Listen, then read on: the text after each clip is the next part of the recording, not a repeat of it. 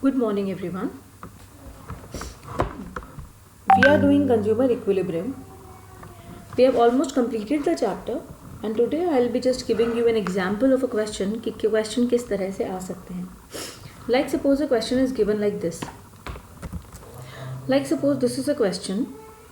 A consumer consumes only two goods X and Y. अब हमें ये समझ में आता है कि here we are talking about two goods X and Y.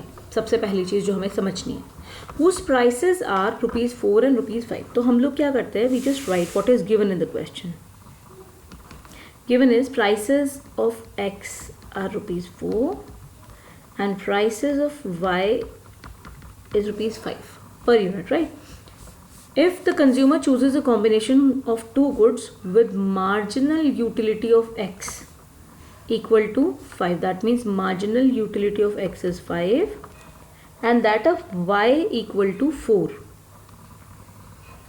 That means mu Y is equal to 4. Now they are asking, is the consumer in equilibrium? क्या consumer equilibrium में है तो भी बताओ, नहीं है तो रीज़न दो, और अगर नहीं है तो एक रेशनल कंज्यूमर, एक समझदार व्यक्ति क्या करेगा इस सिचुएशन में. Use utility analysis. हमें एल्फ्रेड मार्शल की जो अप्रोच है हमें वो पढ़नी है और उसके हिसाब से हमको आंसर देना है. तो ये है when a consumer is buying two और मोर कमोडिटीज, राइट. तो we have taken two commodities. तो here we know that the condition of consumer equilibrium is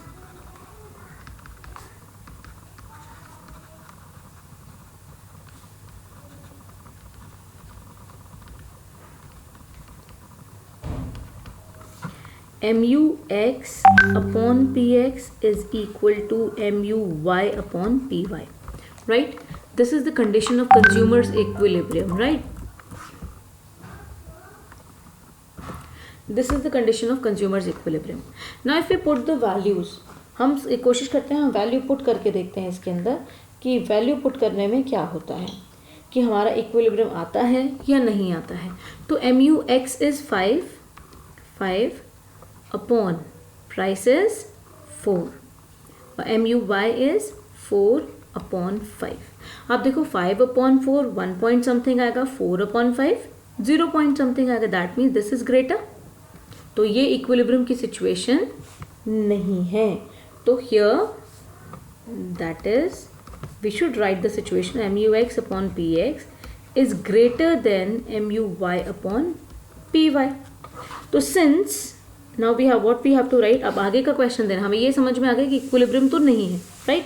तो सिंस पर रुपी, क्योंकि रुपी से हम डिवाइड कर रहे हैं पर रुपी देखने के लिए, पर रुपी MUX इज ग्रेटर देन, 1 रुपये से जो हमें X से सेटिस्फेक्शन मिल रहा है वो ज़्यादा है, किससे ज़्यादा है, पर रुपी MUY से. So consumer is not in, so के नहीं है सिंस लिख दिया, the consumer is not in equilibrium. ये तो क्लियर हो गया. अब आगे का क्वेश्चन है what a rational consumer will do.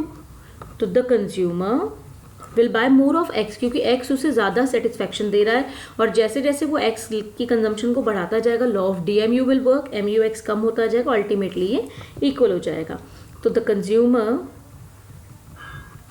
will buy more of X and less of Y. As a result, MUX will fall क्योंकि लॉ ऑफ DMU काम कर रहा है and MUY will rise. Marginal utility Y की बढ़ती जाएगी क्योंकि उसको हम कंज्यूम कम कर रहे हैं. तो द रिएक्शन विल कंटिन्यू. ये रिएक्शन कब तक चलेगा, जब तक दोनों इक्वल ना हो जाए. Will continue till MUX upon PX is equal to MUY upon PY and consumer is in equilibrium.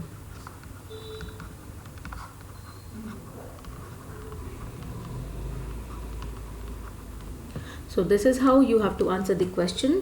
I hope you understood कैसे आपको क्वेश्चन को रीड करना है, समझना है, उसको रिलेट करना है कि कौन सी अप्रोच से है, गिवन क्या क्या है उसको लिखना है, और उसके बाद कंडीशंस याद करनी है कि हमारी कंज्यूमर इक्विलिब्रियम की कंडीशंस क्या हैं, और उसके बाद बताना है whether the consumer is in equilibrium और not and what a consumer should do to get the equilibrium. If you face any problem in this, you can ask me anytime. Thank you. God bless you all.